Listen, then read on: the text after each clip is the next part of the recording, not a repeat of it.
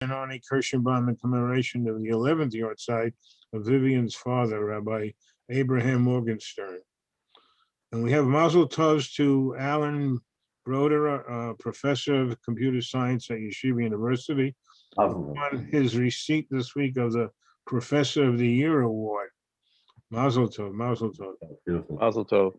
And Arlene and Dr. Irving Katz and Lorraine and Rabbi Sam Vogel of Teaneck on the birth of a great-granddaughter.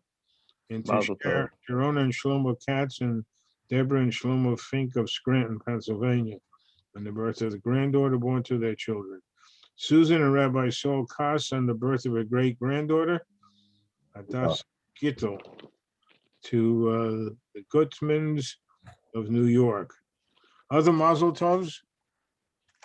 No? Oh, good afternoon, Irv. All right, he's there and I see him and I said, good afternoon to you, Irv. Shalom from Galut. Right. Sorry, I didn't realize I was muted. Yeah, good morning. Good morning, good afternoon, good Erev Yontif. Erev Yontif, yeah. Pretty close. Yeah, so we have category 2, Refuah Shlema. Please raise your hand. And Rabbi Grauman will repeat the names. David Meir Ben Hyatt Sipa, we know. Right. I'll do the routing. Yale. Chaim Ben Rashi. Chaim Ben Rashi. Hands. I'll go last. Jay Marcus, here's your hand up. Not up, and I also have none of my list in front of me. Okay. Irv. Rachel Bas Tamar. Rachel Bas Tamar. And oh boy, Tal Elon Ben Shenisbora. Right. David Hornstein. Yosef Eliezer Ben Sprinzer. Yosef Eliezer Ben Sprinzer. And Stuart, do you have a name? Yeah, two. Urul Bat Rachel. Urul Bat Rachel. And Eliyahu Chaim Tzvi Ben Milka. Eliyahu Chaim Tzvi Ben Milka. Right, thank you. Yeah. I have two names, Gonan Ben Yedalia. Gonan Ben Yedalia. And Raveh Binyamin Raphael Ben Rayut, who's Raveh Binyamin Raphael Ben Rayut. In the hospital. Chana Bas Leah, Yehuda Leib Ben Malka, Chava Leah Bas Esther. Okay, we have condolences to David Mazel on the passing of his mother. Yeah, I spoke to David before Shabbos, and he expresses his thanks to everyone who's reached out to him, and certainly this time he feels very grateful to be part of the community, part of everything that we have here. Yeah. Other condolences and other refuah shlemos I may have missed? Okay, any yard sites coming up this week? Or the past week or whatever? Yeah, we mentioned last week that the yard sites of many of the people of Khust and other areas, my wife's family, my wife's father's family and mother's family were all taken to Auschwitz these last couple of days before Shavuos. So we commemorate them and everybody else who lost their lives, of course, in the Shoah. But so we daven, and also for unfortunately those who've lost their lives this past week in Eretz Yisrael, in the matzav that we have today. We daven for all of the injured for Shalema, and we certainly have our minds for Elias Nishmas Sehem, for all the children, men and women who were killed this week.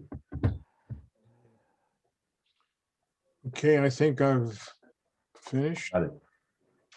Okay, so we're on Yud Tes Amud Beis, and we got to a point last week where we raised this discussion, the machlokes between the Mishnah and the Brisa, on the issue of if you lost the get, or the shtar shichur in that case, and it was found whether you can return it or not. So the Mishnah says that if the giver says, give it, you give it, if not, not.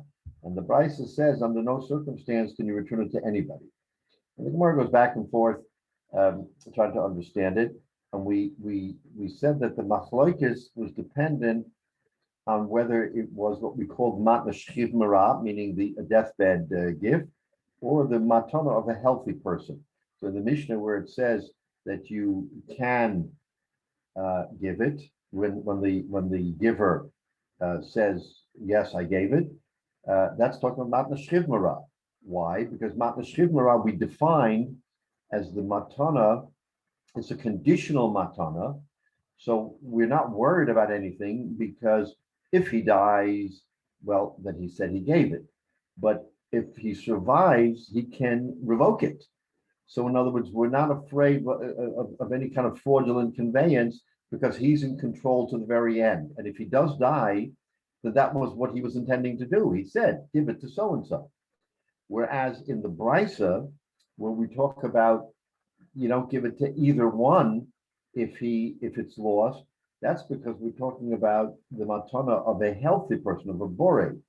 And we're saying that that's a gift with finality. You can't roll it back. It doesn't have not like a yo-yo where you can give it and take it back. So if you can't take it back, then we're worried that if the matana was given and now it's lost, it'll be an opportunity for the giver, the benefactor, the giver, to change his mind. Because now that it's lost, and if you trust him to say what it was, then he can decide, yeah, I didn't really mean it to give it to him as a gift. Because remember, it's a final gift. So he can say, I didn't mean to give it. I want to give it to somebody else. So because we're afraid of the fraud possibility, we say, don't give it to anybody. And it is what it is.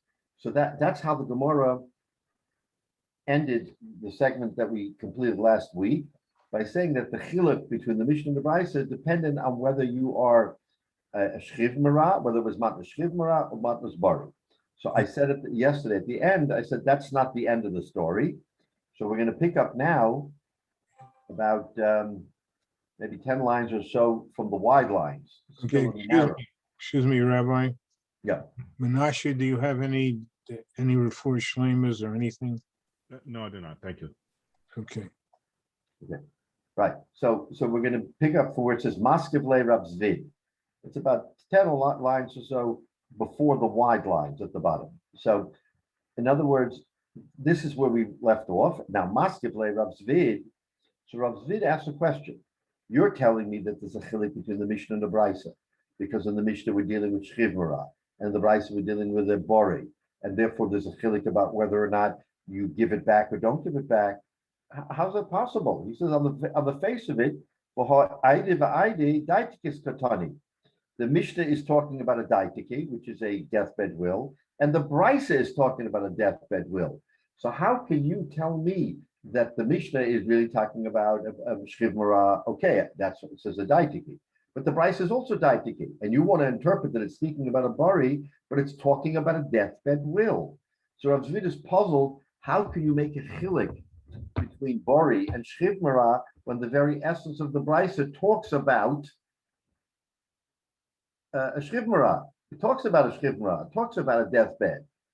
So Rav Zvid doesn't understand the distinction, and it's a very good kasha, because it's not as if it's silent and we're interpreting it to mean it's talking about a bari, whereas the Mishnah is daitiki.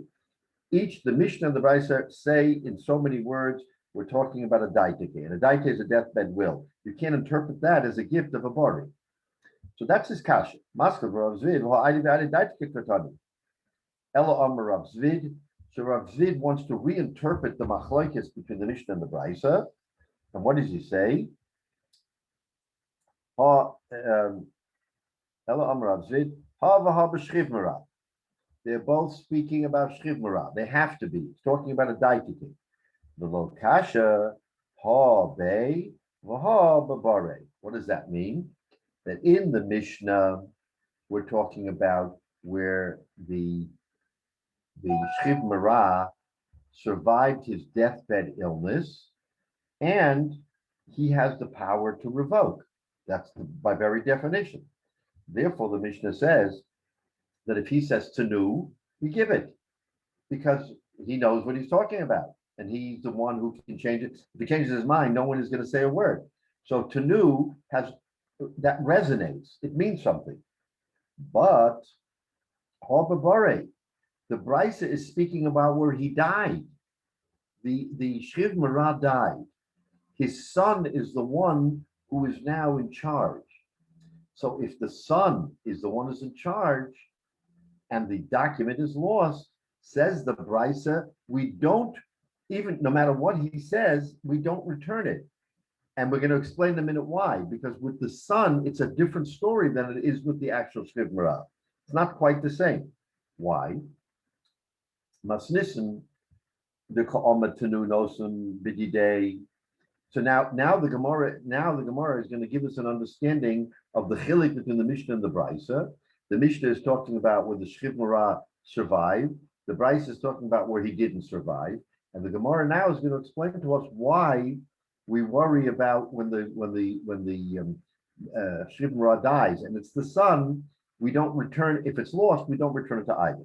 Says the Gemara Masnitten in our Mishnah the Ka'oma, where he says Tanu Nosen B'didei Dava Mahada. It's speaking about where the actual Shriv Marah, where himself says return it, give it back, and Dava Mahada. And right, and since he can retract, we don't worry about it because he can do what he wants. So that's the classic case, right? Okay, but the Omrinan iname yavna le'inishachvina lesle pseida, because we say yes, if he gives it to a second person, not the original person. In other words, now that it's lost, and he wants to give it to someone else, there's no loss here. The kamo basre zachi.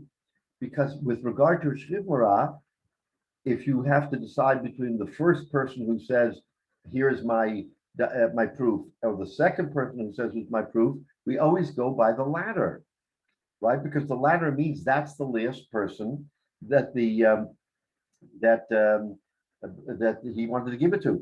The Ha'hodebe Mekama. Because he revoked, what was the first will, the daitike, and he gives it to a second person. So again, that's clear that as long as he's alive and he's in control, he has total mastery, and we believe everything he says because he can do whatever he wants. That's the key. However, Kikatoni Brisa, what we learned the Brisa, which says that if it's lost, you don't give it lo lazu lo lazu. Modim lo yachzor, says the Brisa, lo lazeh lo lazeh. But Bori, we're talking about the son, the Omrinon, because here's what we're concerned with. Hilma Kasav Avu Lahai, maybe the father wrote it, let's say to Reuven, Va'amlech, and he was undecided, and he didn't give it. And he didn't give it to Reuven. He meant to give it to Reuven. He wrote out a star for Reuven, didn't give it to Reuven. Basar Avua, and after he died, Kosev Ihu, the son, gave it Le'ina Shachrina. He gave it to Shimon, right? So now it was never given to Reuven. Who inherited it? The son. If he had given it to Reuven, the son would not have inherited. Since he didn't give it to Reuven, the son inherits. Son can do what he wants. The son gives it to Shimon. And now he wants to retract. He has charata. Sovar Mahader, I'm going to return it. Mahader, Lo Matzina Hadranabe. So in other words, he's saying, since I cannot myself undo it because I gave this gift, Matnas Bari, which is a permanent gift. I gave it to the second person. I can't do anything. So Emelahu, so he says, I'm going to tell Bezdin. In other words, he's going to come before Bezdin, and they're going to say, what should we do with this document? So he's going to tell Bezdin, the Abba Yov Lelahai, that my father is the one who gave it to this person, meaning the one that the father intended. Because remember, he gave it to a second person and he wants to undo that. So he's going to say, you know what? My father actually gave it to that person. In truth, he didn't. But if my father gave it to that person, and here's the document, let's give him the document. Because remember, the document is what's in front of us that was lost. And this is going to be proof positive, he says to the court, that it belongs to him because my father gave it to him and he lost it. So what is he going to do? So they're going to take it from the second guy, right? The one that he actually gave it to, right? The hu zachi, because remember that if he says that the father gave it to that person, then that's who it goes to. So in other words, the son is basically saying, I have no rights to this. My father gave it away. I'm not a Irish, right? This second person is coming and saying that the son gave it to him. He says, what are you talking about? The son is saying, I have no rights to give anything to anybody. My father gave it away in his life. It never came to me. So he's going to perform a trick on the Bezdin, and he's going to give it to the first person. For what purpose? The Niflaga Bahadeh. He's going to go behind his back and he's going to say to the first person, you know what? I'm going to give it to you, but you got to split it with me. Because remember, he's on the outs now. He gave it away. He legitimately gave it away. But because it's lost, he's going to undo what he did, and he's going to perpetrate a fraud by telling the court he's going to say to the first guy, look, I'm going to make sure you get it. Because my father wanted to give it to you, but never gave it to you. Here's the document. I hold it. So I'm going to say this is the document that my father actually wrote and gave, and then you and I are going to split it together. And the guy is going to say, I have nothing to lose because right now I own nothing.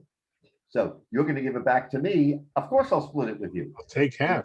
Says the Brisa, that's why lo yov lo lezeh v'lo lezeh, because we don't trust the son. The father we can trust because the father has the rights to undo whatever he did as long as he's alive. So we say that if he says to Nu, we believe him because he doesn't have to give it to the guy. But the son who gave it away has no longer any rights to it. He's the one who's going to perform a trick on the court, and he's going to tell the court, no way. This guy has no rights, meaning the guy he gave it to. He has no rights. It really belongs to the one my father gave it to. And here's the proof because I'm holding, here's the document. See the document? Here it is. So that's what we're afraid of. So according to Rav Zvid's interpretation, the machlokes here is not in the fact that it's talking about a shchiv marah. It says daitike. Everybody has to agree, and therefore he slugs up what we said before last week, that the chilik between the Mishnah and the Brisa is one is talking about a bori and one is talking about a shchiv marah. Excuse me, Rabbi. Yeah, go ahead. Doesn't the date on the star resolve this ambiguity? Because if the date is earlier when the father was still alive, the son can't pull this trick on Bezdin. Right, but keep in mind that the father never gave it to the first guy. It's dated before his gift. You're 100% right. It's dated Rosh Chodesh Nisan. The father didn't give it away. The father passes away, and the son decides to give a gift to Shimon on Rosh Chodesh Iyar. But doesn't the date itself imply what the father's will was? Yeah, but since he's holding that document, he's the only one who knows about it because no one else knows that was given away. You understand? In other words, the father wrote a daitike, and he put the name. And he put the name of who he wants to go to. Right. And then he gets lost. He never gave it. He never gave it and dies. Right. Comes the son, and son says, I don't want to give it to Reuven, who my father, I don't have to give it to Reuven. My father never gave him the will, the daitike. I'm going to go ahead and give a gift to my buddy Shimon. And he gives a gift to Shimon. Those are the facts. Now the document is lost and it comes before Bezdin. Bezdin has to decide what to do. The father's not alive, the son's alive. The son goes to Bezdin and says, give this back to Reuven. Why? Because he's thinking to himself, I gave it to Shimon with a document, I have no control over this item because it was given away. I'm out of the picture. But I don't want to be out of the picture. I want to get my hands on it. So I'm going to go to Reuven and say, Reuven, I have a document here. This document my father intended to give to you, but he never gave it to you. It's dated Rosh Chodesh Nisan. Here's the deal. Here's the document. We're going to go to court, and you're going to say to court, Besdin, I'm the owner. The deceased gave it to me before he died. Here's the dietary. It's dated Rosh Chodesh Nisan. Why will the son do it? Because he gave the matana on Rosh Chodesh Iyar, but he wants to undo that matana. So the recipient of the matana is coming to court and says, "Court, I have a matana here on Rosh Chodesh Iyar," and the court's going to say, "But wait a minute, Reuven has a daitiki from Rosh Chodesh Nisan. I'm sorry." The son never had the right to give you a gift. He didn't own it. He wasn't the Yoresh. It was already given away. So you're seeing that the son is going to perpetrate a fraud, collude with Reuven, the original recipient who never got the daitike. He never got it. But they're going to make a deal, 50-50. You'll get the daitike. It'll come back to you, and you'll split it with me. Meantime, the one who got the legitimate gift has the later date. And it's the earlier date that will win out, not the later date. So that's what the Gemara says we're afraid of. That's why the Brisa says, Lo lazu v'lo lazu, because the father has all the rights in the world to do what he wants. The son doesn't. The son's gift is a matnas bari. He can't undo it. The only way he'll undo it is because of this little loophole that the document was lost. And now he says, okay, I found a way. I found a way to get part of it. That requires a conspiracy of Between- two people lying. Right, but remember, Reuven, right, so the Gemara is hypothesizing, of course, but the Gemara is saying Reuven will have nothing to lose because he got nothing. That daitiki never came to him. It's all over. Because if the daitiki doesn't come to him, then the son is truly the Yoresh. The son is the proper Yoresh. Why does the Reuven lose out when he knows that the father wrote it for him? But never gave it to him.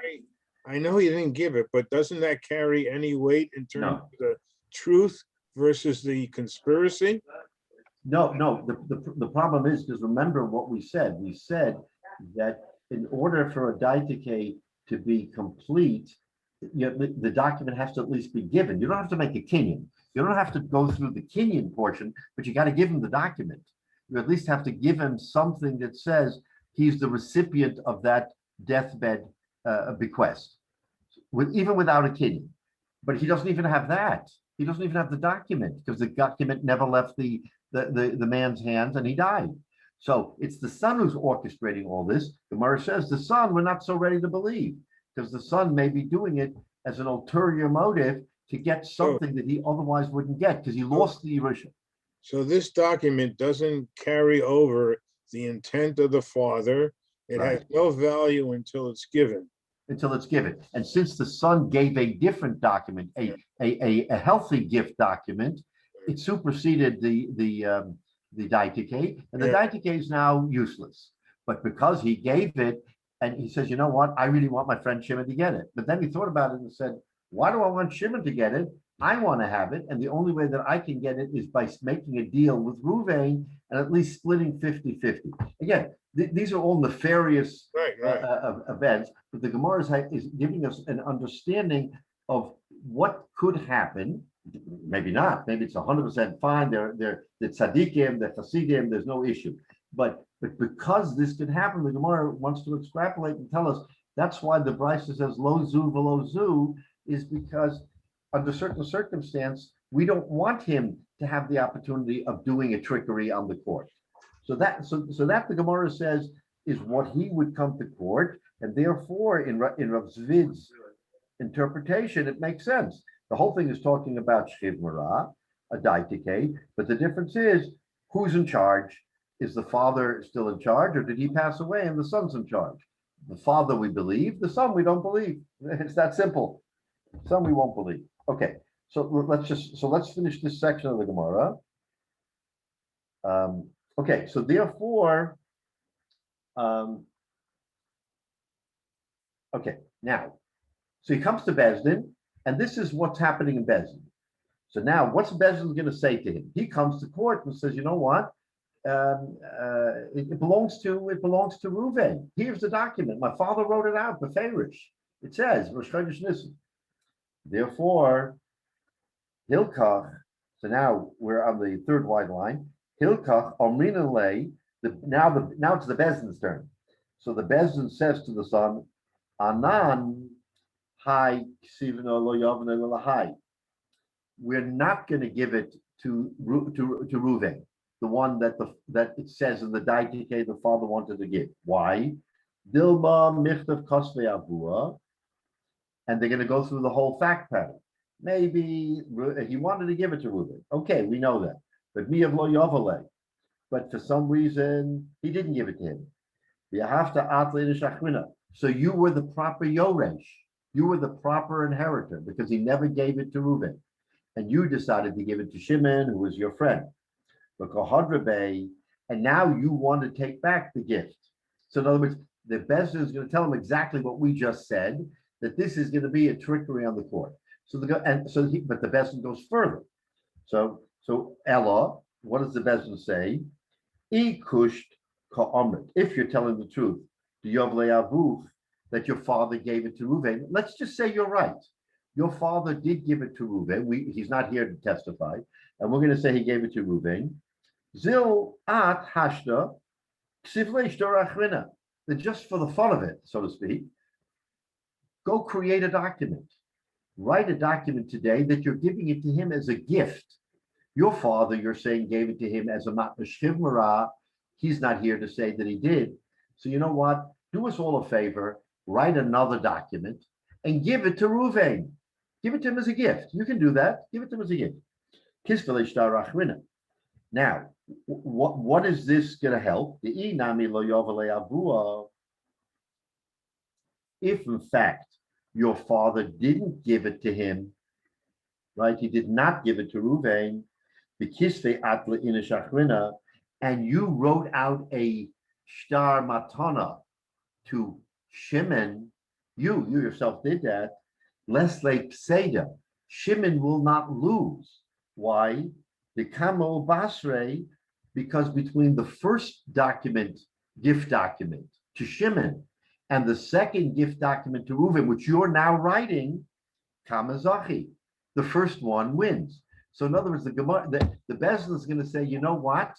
We're okay with this, but in order for us to avoid any confusion, write a gift document to Reuven, just so that it satisfies us.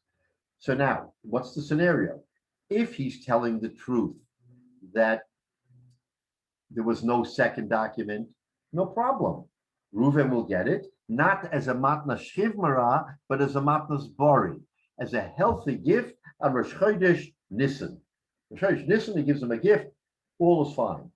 But if you, son, are lying and he didn't give it to him, and you gave a gift to someone else on Rosh Chodesh Iyar, and now you on Rosh Chodesh Sivan, right? So we're Sivan. So Rosh Chodesh Sivan, you wrote your gift to Reuven. If you're lying, and then Shimon's going to come to court and say, "Wait a minute, I have a gift document from the son that's dated Rosh Chodesh Iyar." Then he won't lose because he is the first of the two gift documents. And once you give a gift document, you can't give it to a second. Remember, the father can always undo a matnas shivmara, but the son can't undo a matnas bari. So therefore, the Bezdin is going to say, we're not going to be caught in a trap. And so this is what we're going to do. That's why lo lazeh v'lo lazeh. That's why the Gemara says, and the Brisa says, no, with the son, we're not sure what he's going to do. He may be perpetrating a fraud on the court. We're not going to allow it.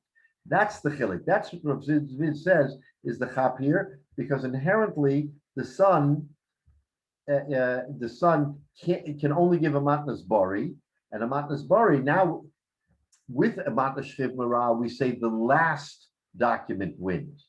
With a matnas bari we say the first document wins. The first gift, unconditional gift, that supersedes everything else. So if he gave if he actually gave unconditional gift to his friend and wants to undo it, it will not be undone because the Bezin is saying, right, we're not going to rely on the matnas shchiv mara for Reuven, right? Reuven a matnas bori on Rosh Chodesh Sivan, and that's going to be the telltale of whether or not it's a good matana. Okay, so that's how the Gemara. That's how the Gemara ends this sugya. So basically, what we have is you have a machlokes between those who hold that the chilik between the Mishnah and the Brisa is whether or not it was matnas bara or matnas shchiv mara, and Rav Zvid came and said that can't be the machlokes because both the Mishnah and the Brisa are talking about a daitike, so we only can be talking about a shchiv mara. So he interprets the Gemara to be a chilik not between a bari and a shchiv mara, but in shchiv mara whether the father died or not. Okay. So, okay, are we clear? So there should be no other kashas on that, and that's the end of this segment. So now we finished the second segment of the Mishnah on your Chersom and Aleph that talks about matanos. Right? We went through Gittin, we went through Shtar Shichur, a daitike, a matana, and now we're up to the last part of that Mishnah. And that has to do with shover and receipts. So what is a receipt? So now the Gemara is going to tell us, explain to us what we're talking about a receipt. So let's understand the backdrop. A man gives his wife a ksuba. When they get married, he gives her a ksuba. And the ksuba says that he has to give her, if he divorces or he dies, she's entitled to 200 zuz, which is a large sum, or if it's not a first marriage, 100 zuz, but he pledges money to her. Okay, now it's all fine and good. She holds the ksuba and it's in her possession. Now, you see all these advertisements, by the way, that if you have a life insurance policy and you need the money, you can cash it in. What's pshat cash it in? In other words, there's a company that will buy your life insurance. Why would they buy it? Because they know you're going to die, right? There's an inevitability that you're going to die. And if you have $1 million, let's just say $1 million life insurance policy, they're going to make $1 million. Then if you hold it and someone is your beneficiary, they'll get the $1 million. But if you need the money today, so they advertise, we'll buy it from you. Okay, we'll give you all this money, whatever, I don't know, they give him $250,000, $500,000, whatever they'll give him, and they'll hold it, knowing with certainty that they're going to cash it, because a man dies. That's what's going on here. The woman gets the ksuba. Okay, she says, I should live as long, I have a husband, fine. But you know what? I need some money today. I'm going to take my ksuba and I'm going to cash it in. I'm going to sell the ksuba.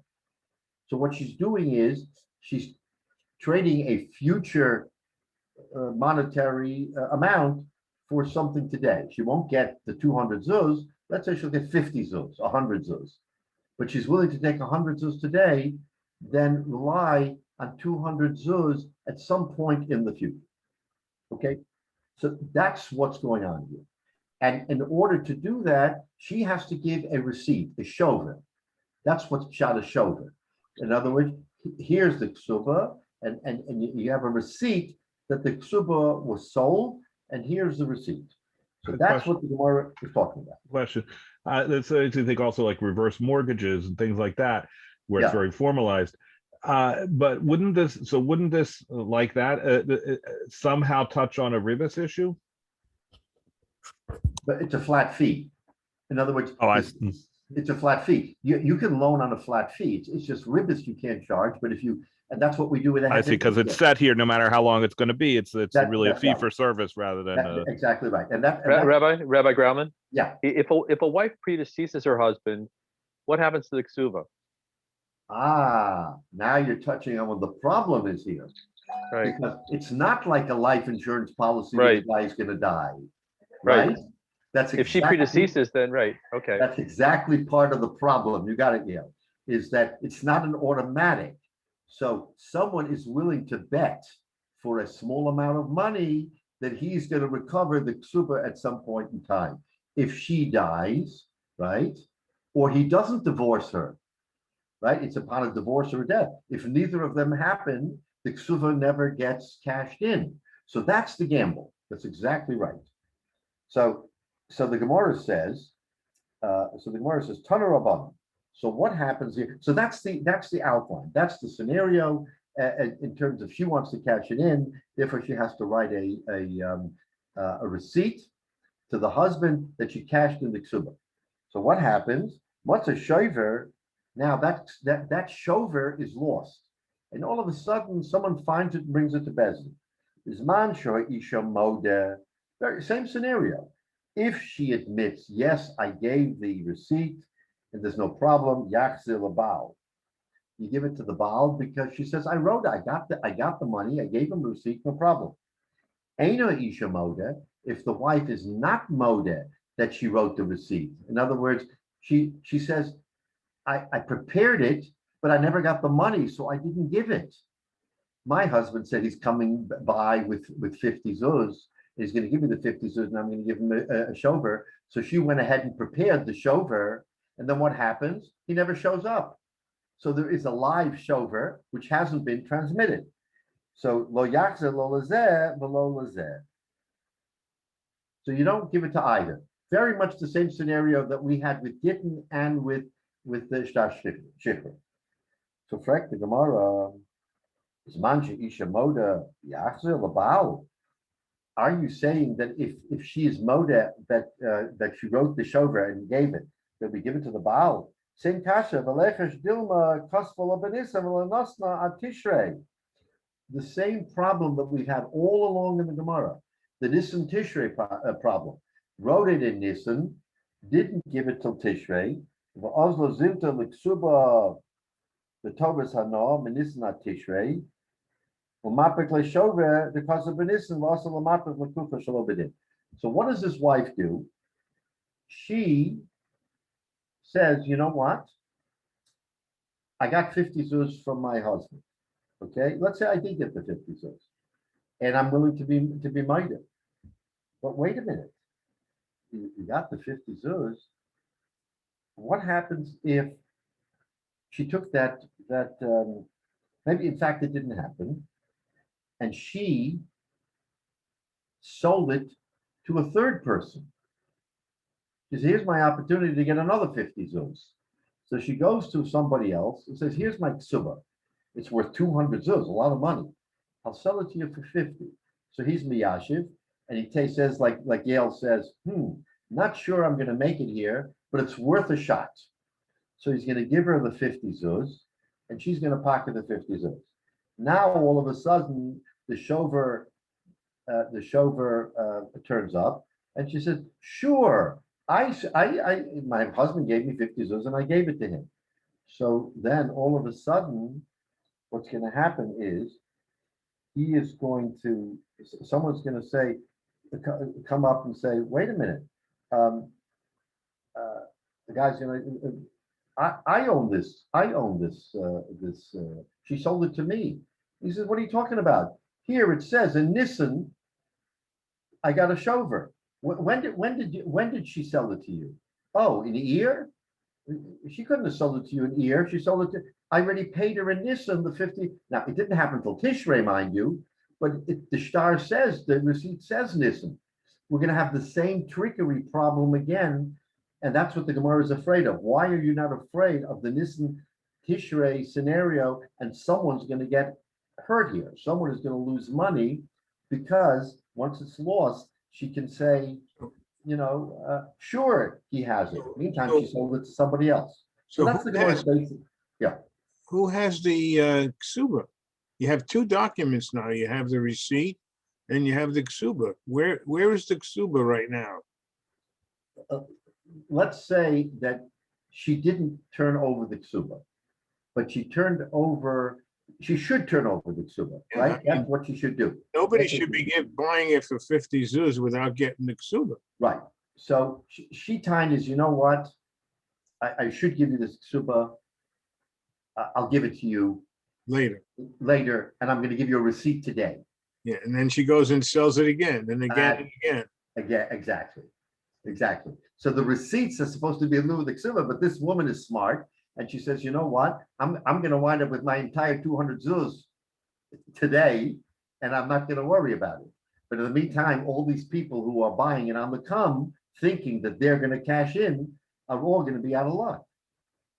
So the Gemara is asking a basic question. Why do we give her the benefit of the doubt and say, we believe her, we have a Nissan, we know that there's a Nissan Tishrei issue all the time. I mean, you can recite, but by Gittin we have it, by Shtar Shichra we have it. Why by Shovrin, why by a receipt for a ksuba should we deal any differently with the wife than we deal with a get, Or she shouldn't be, Besdin shouldn't trust her unless the ksuba was turned over. Exactly right. So that's the Gemara's kasha. It's a legitimate kasha. You have a problem here. Why would we do it? So let's take a look at Rashi. Matzah Shover, says Rashi, Shekosva Isha Labala, the woman writes it to the husband, is Kabalti Ksuba v'odatachto. I lost the Ksuba.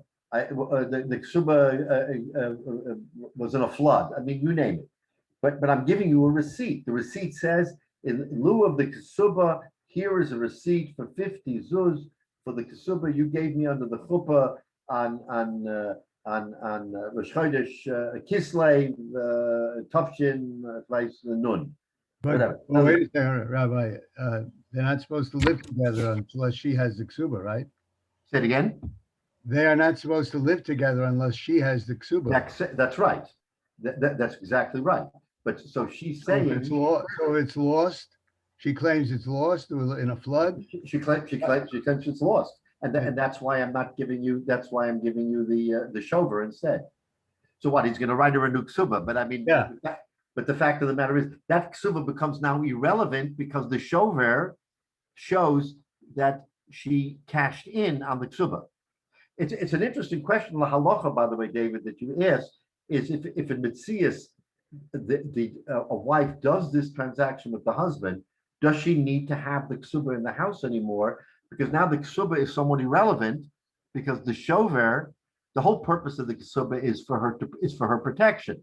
She's now selling the ksuba, as it were, right, and giving it to the.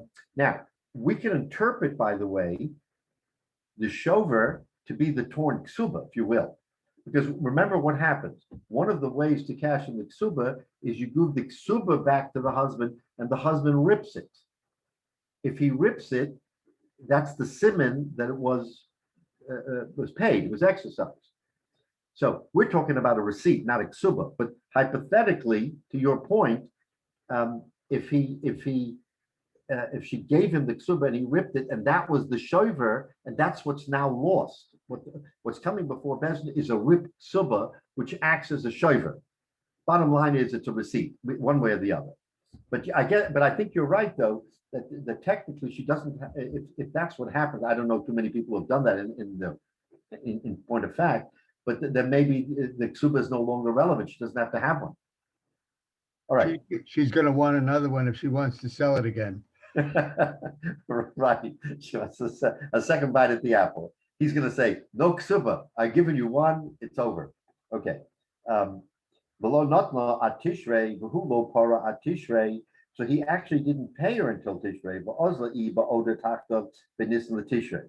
And she goes between Nisan and Tishrei v'zavnas l'ksuba la'acher. In other words, she hasn't yet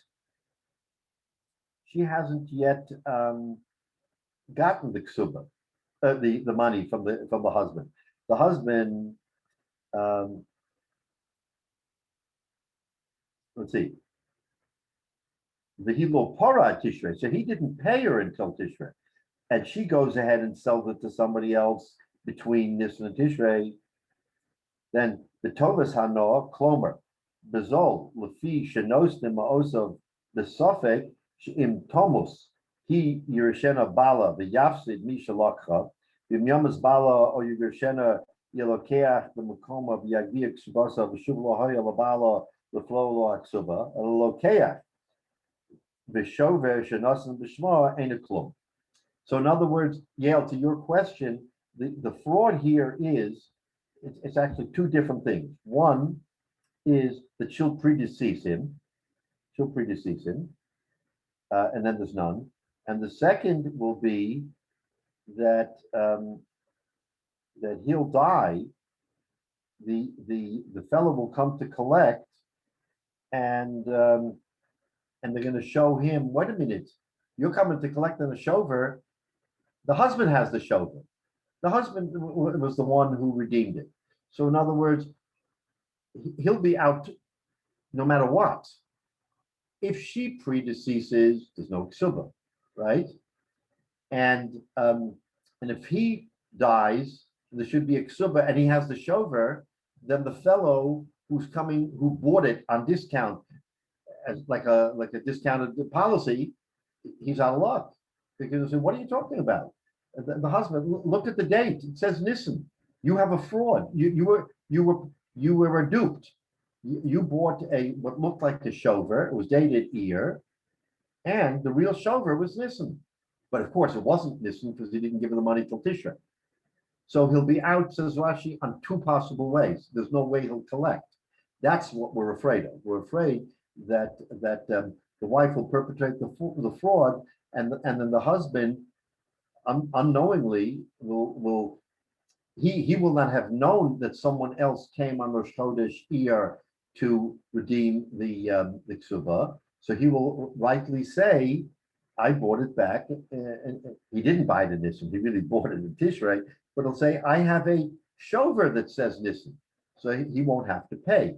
Says the Gemara, that's Rashi is explaining why no matter what, there will be a fraud here, and therefore, why do we believe the wife to say, yes, give it back to the husband? It's a real shover. What do you mean? Maybe it's a Nisan Tishrei situation. So that's okay. There we have it. The last one, Shekasav Benisan, the Yaktim Lishtora Shalokea, the Yachzik Kabal Bakarka, Amirfnus, the Ksubasa Shalokidit. Okay, so now that's the scenario that the Gemara is posing here, is with a shover. What do we do when we have a lost shover? So now, okay, we're gonna flip to the top of Chaf Amud Aleph, Omar Rava, top of Chaf Amud Aleph, Shema Mina Isa L'Dishmuel. Now, this brisa that we just said says that if the wife says give it to the husband, we give it to the husband. The kasha on the brisa was, why? What about Nisan and Tishrei? The brisa doesn't have the problem. The kasha on the brisa is Nisan and Tishrei, but the brisa somehow feels it's not a problem. So comes Rav and he says Shema Mina, in order to understand why the brisa doesn't have the kasha. Why is it not a kasha? The brisa said it, right?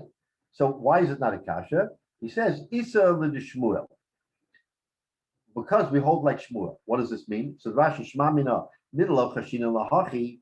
Since we're not afraid of a Nisan Tishrei scenario, Inami Have Hachi Haki Shape Zaki Bal Shover Shenichtav L'Shma. So why are we not afraid? Isa l'Shmuel. What is, says the Gemara, the Omer Shmuel, Hamochesh Tachov L'Chavero, B'chazu U'Machlo Machol. You hear this? Hamochesh Tachov L'Chavero. If David borrows money from me, and I'm the creditor, I lent him money, B'chazu U'Machlo, and let's say we sold this star, right, to Menashe. So Menashe bought my star, my credit from David. And Menashe bought it. So who owns it? Menashe, legitimately. But I'm the creditor. I was the one who lent the money. And I go ahead and say, David, I'm giving you a birthday present. I forgive you the loan. But I don't own it anymore. Menashe owns it. Says Shmuel, you're out of luck, Menashe. I can be Michael, David, the loan, but what I sold you is you're holding a piece of paper. You can't collect on that. I mean, it's mind-boggling. You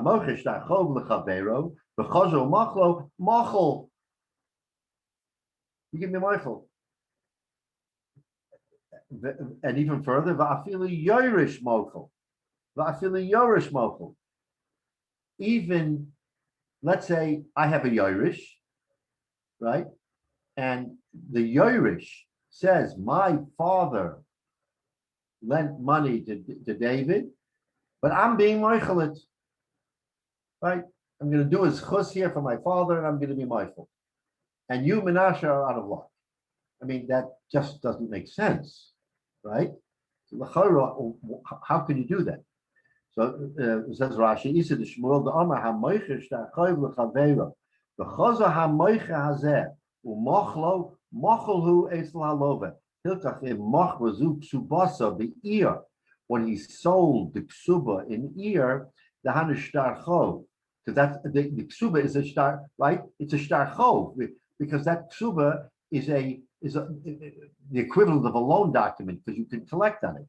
B'chazro machla labal b'tishrei, and then she's moichelet to the baal in Tishrei. Machal v'shapetarif baal. So the husband can collect on this, even though she previously sold it to a third person, but she's moichelet.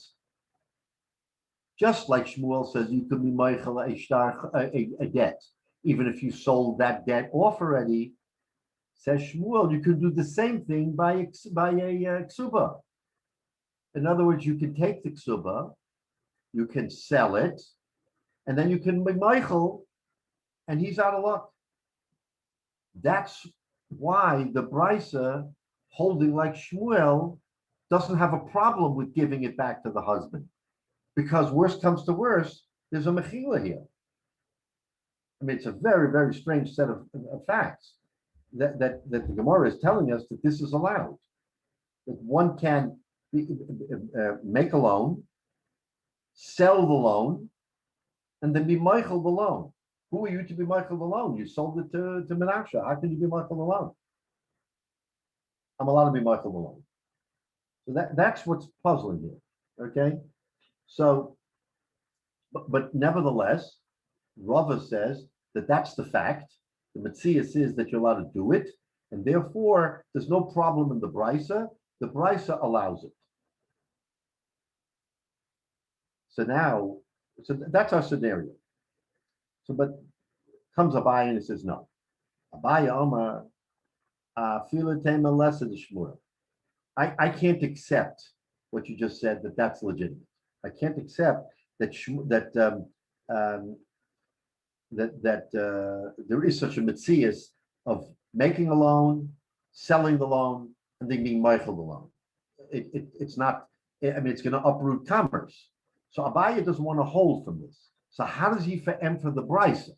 The kasha on the Brisa is, why do you give it back to the husband? We have a Nisan Tishrei scenario. So according to Shmuel, it's not a problem because she can be Michael anyway. So there's no problem, right? As strange as that is. Abaye says no.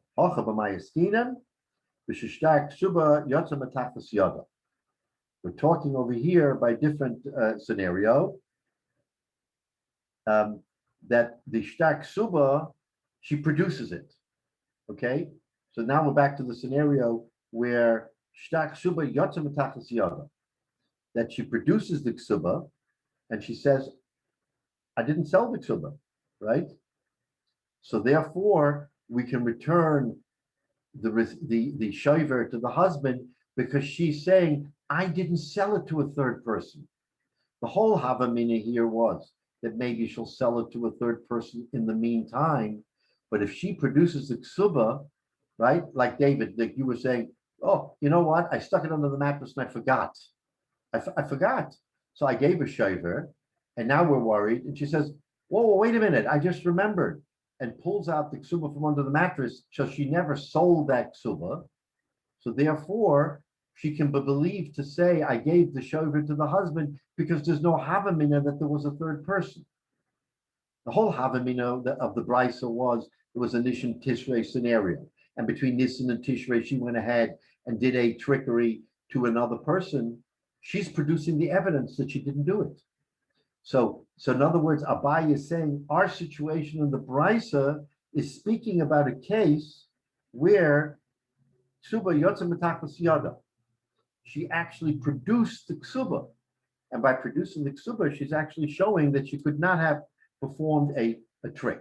So that's how Abaye wants to answer the brisa and not hold like Shmuel, because he finds Shmuel's theory to be very, very out there. So he says, no, I don't have to hold like Shmuel, but nevertheless, our brisa is legitimate because she found the ksuba. Okay, fine. Now the kasha is, why did Rava have to hold like Shmuel? Why can't Rava hold like Abaye? This is the Gemara does it all the time, right? In other words, you gave me a good answer. I don't have to hold like Shmuel because she found the ksuba. Why doesn't Rava say the same thing? Why doesn't Rava interpret the brisa the same way? The Rava Amar, imishum shtak ksuba, chashina l'shtei ksubas. Wait a minute, we're not finished here. If you think because we solved the problem because she pulled it out from under the mattress, maybe there are two ksubas. Maybe he wrote one ksuba, and then there was a second ksuba. She sold the one ksuba to the third person, which creates the problem. And here she's pulling out the second ksuba. So if that's the case, then she has a ksuba, but she really sold another ksuba, and we're back to square one. Why does the brisa say it's okay? Maybe she actually did a trick here. If she's performing trickery, she had two ksubas, and he wrote her two ksubas, and she sold the second ksuba. Right? So chashin l'shtei ksubas. So that's the kasha. Now, Frank the Gemara back to Abaye. Why isn't Abaye afraid about two ksubas? If Rava is afraid about ksubas, why isn't Abaye afraid about two ksubas? So then the Gemara says, Abaye Omar. So Abaye gives two reasons. Shtei ksubas lo chashinan. He does not worry about two ksubas. He says a person doesn't write two ksubas. So your hypothetical is really, I mean, as far-fetched as these other issues are, there's not two ksubas. I don't hold from that. Okay, so far there's therefore not worried. But he says the ode shover bismano torif. Now this is a different chiddush than what we learned before. In other words, what was our concern? Our concern was that he wrote a shover in Nisan and gave it to her in Tishrei. So the 6th month from when he actually transacted could produce all kinds of problems. Comes Abaye and he says, no. Shover bismano tarif. Remember we said last week, we even repeated it, we've learned it many times. Zachin la'adam shelo b'fanav. What does that mean? That means when it's a zechus for somebody, then you can actually take that zechus on his behalf, even if he's not there. And the classic case is if a guy got a matana and he didn't know he got a matana, but people took it on his behalf. So since it was a tova, it was a good thing for him. He is zocher to that matana. He owns that matana from the day that the people will makabel it from him. Not the day he received it. He could have received it months later, but since he got the matana earlier, they're makabel. Says Abaye, shover bismano torif. The shover, the receipt, is in fact valid from the date of the recordation, meaning Nisan, because the shover is a tova. The shover is a positive thing. It's a benefit. So when do you say he gets the benefit? From the date of the witnesses. When the witnesses sign the shover, that's the date, the operative date, not Tishrei when it was actually transacted. So therefore, according to Abaye, it's not a problem because the shover itself is dated pre-dating, and therefore the husband will not be out of luck. That's why give it back to the husband. We're not worried. Because if he wrote a shover and the shover was dated Nisan, it doesn't matter if he gave it to her in Tishrei, right? So that's what they were saying. And Abaye l'tamei, Abaye is consistent with his reasoning. The Omar Edav b'chos muzachalo. He holds, like we just said before, that whenever a document is signed, that's when it becomes valid, right? And which is zachin la'adam shelo b'fanav. It's the same theory. In other words, the date he signed it is the way he gets it. So therefore, the maskana of the Gemara is, Rava holds like Shmuel. Shmuel's theory is a little bit hard to grasp.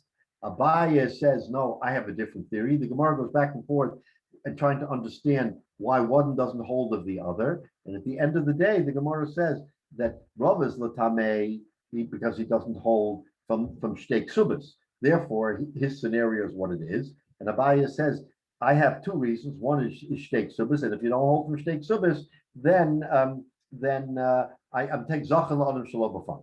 So let's look at Rashi. Shtei Ksuba Yotza Matachas Yada Shemevia Lefonenu. She produces it. There's no question, there's no shaila here that she would have sold it to someone else. David, to your point, the guy would say, give me the ksuba. I don't want any piece of paper. With the husband, she can get away with a shover, with a receipt. But with somebody else, she says, oh, no. You have a ksuba, give me the ksuba. So she pulls the ksuba from under the mattress, and she says, here's the ksuba. Then that the Gemara says is proof positive that she didn't sell it to a third person, because a third person would accept nothing but the real thing, which is the ksuba.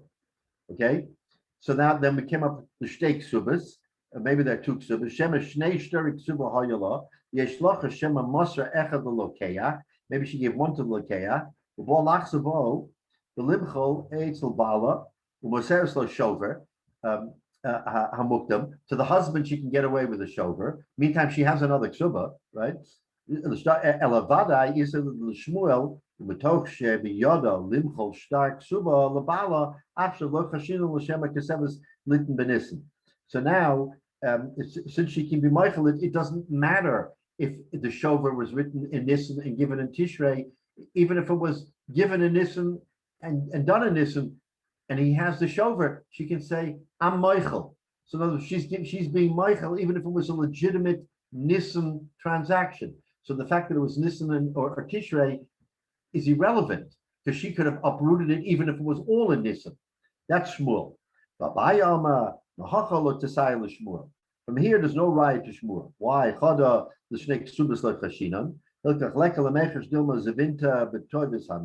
I'm not worried about two ksubas. And another reason, which we said, Inami is Zavanta b'Toivus Hana, less than Lamechus L'Shem HaKasva L'Shoyva B'Nissen L'Kabla Atishrei, the Inami Hochi Hava Kimote Shoyva L'Yode B'Tishrei Zocha L'Mafreya Bo Mizman Chasimoso V'Loya Mechira Shebentayim Klum.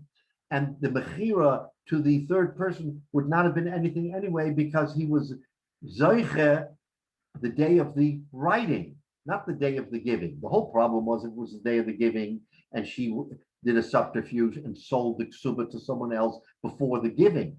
Now we're saying the giving is irrelevant. It's the writing, because of zachla adam shalom b'fana, because of the zotza, right? Shebetam klum b'shover b'zman hakosav toref v'abaya l'tamei. So now we have a very good machlokes in Abaya and Rava for the reasons, but both agree that a shover given to the husband is valid, either because it's valid, you have to believe her because she could be Michael. It's almost like a migo. I could have said Mechila and it would have been Michael anyway, so believe me that I gave it to him. So it's kind of like a migo. That's Rava, who holds like Shmuel, and Abai says I don't have to come on to that.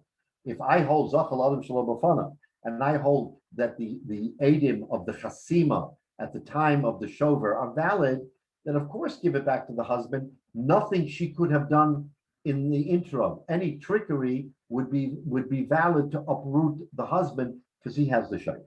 So that's how we finish the Maskana of the Gemara, and Mitzvah next week we're going to continue on this whole issue of finding documents, but we finished this sugya, and we should all be Mikabel the Torah Ba'ava tonight.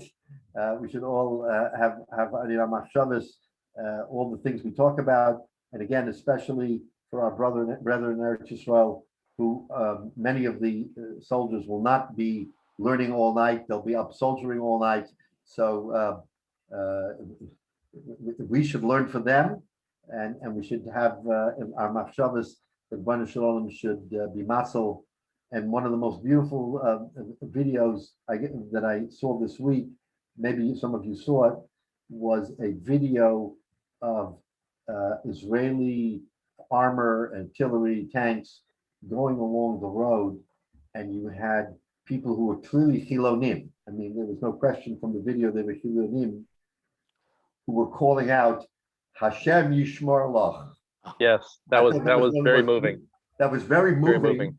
to see how, it doesn't matter, you're, whether from, not from, that everybody recognized Hashem Yishmor Lach.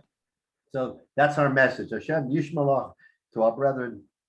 May our learning be makabel in the gates, and maybe we all be zeicha to a spiritual uplifting now and in the future. Go ahead. Amen. Go Thank ahead. you, Rabbi. Yeah. Shkaya. Okay, next week we'll pick up from the Mishnah and Kaf Amid Aleph.